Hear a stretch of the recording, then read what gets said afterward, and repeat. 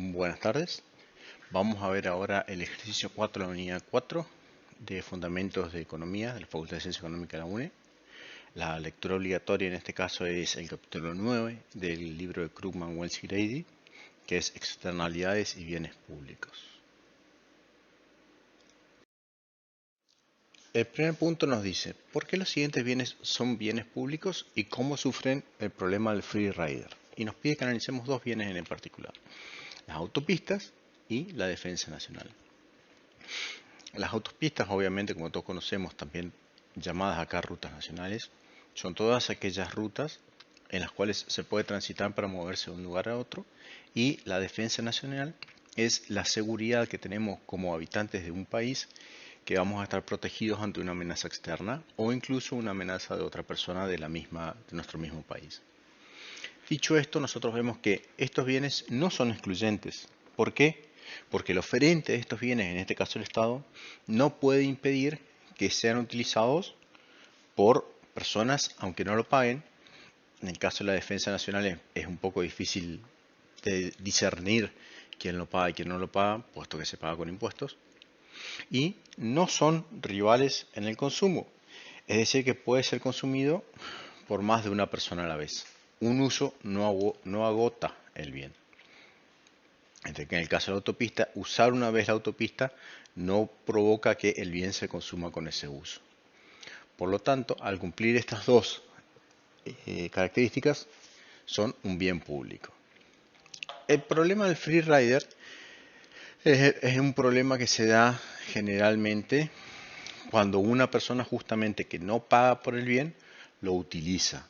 En el caso de la autopista sería una persona que no paga el peaje por usarla o que no hace un aporte específico para su construcción, también tiene acceso a ese bien y puede utilizarlo como propio. En el caso de la defensa nacional, como habíamos dicho, es un poco más difícil de verlo, puesto que la defensa se paga con los impuestos que pagamos todos. El segundo punto nos dice explique por qué el agua limpia es un recurso común. Y las dos características que tiene son, la primera es no excluyente.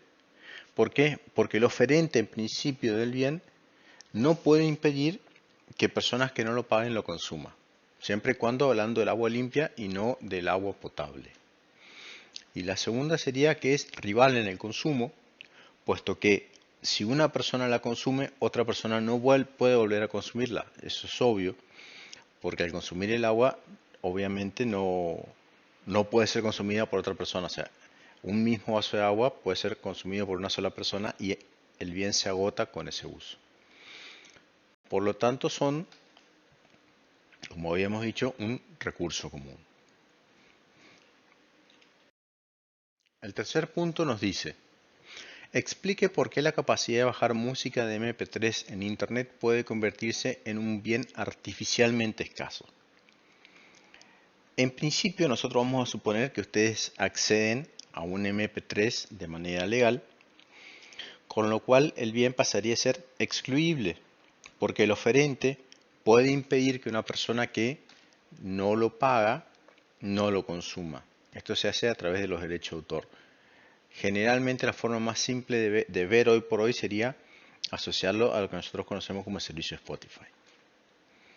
Y por ello también es no rival en el consumo, porque más de una persona puede acceder a la misma canción y escucharlas muchas veces sin que esta canción se consuma. Por lo tanto, respondiendo a estas dos características, decimos que la capacidad de bajar MP3 es un bien artificialmente escaso. Por último, vamos a ver en el punto 4, que nos pide clasificar cada uno de los siguientes bienes según sea o no excluible y según sea o no rival en el consumo. ¿Qué tipo de bien es cada uno de ellos? El primer bien que nos presentan es el uso de un espacio público, como por ejemplo un parque. Obviamente, este es un bien no excluible, porque al ser un bien que está a disposición del público común, lo más probable es que el Estado, que es el ente que nos provee este espacio para el esparcimiento, no genere una imposibilidad que las personas lo consuman o en este caso tengan acceso al mismo.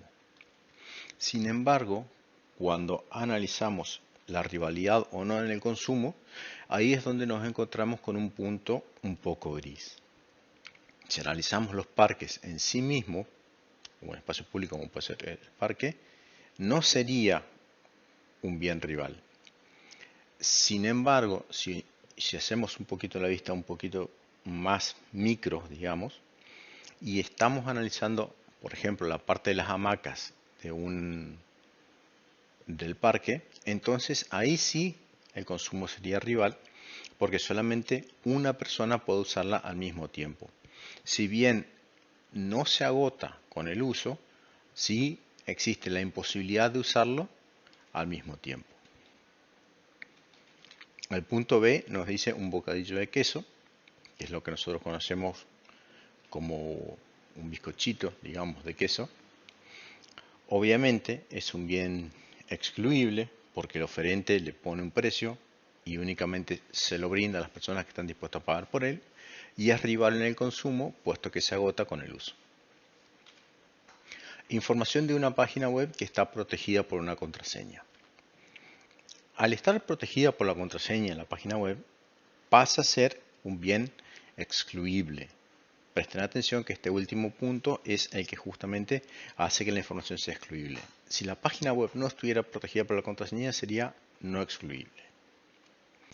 Sin embargo, no es rival en el consumo, puesto que más de un usuario puede acceder incluso hasta al mismo tiempo a la misma información. Entonces, es un bien artificialmente escaso. Y el último que nos pide es la información anunciada públicamente sobre la trayectoria del próximo huracán. Obviamente es un bien no excluible y no rival en el consumo, por lo tanto sería un bien público, porque es el fin de justamente anunciar la trayectoria del próximo huracán.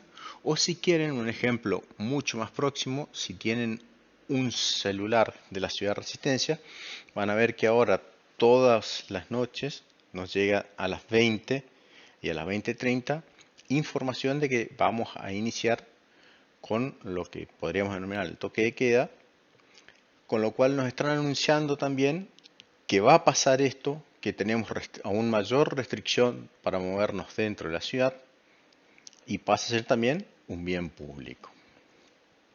Para que esto quede un poquito mejor comprendido, vamos a utilizar el mismo recuadro que usa Krugman en la página 292 de la última edición, donde los clasifica de esta manera. Fíjense que quedarían el punto A, únicamente le dejamos un asterisco para que ustedes recuerden que existe la posibilidad de que sea tanto rival o no rival, dependiendo cuál sea la perspectiva o la mirada que tenemos para el parque. Les agradecemos de vuelta haber visto el video. Les recordamos que estamos a su disposición para evacuar todas las dudas en el aula virtual. Y bueno, sigan leyendo y sigan estudiando. Muchas gracias.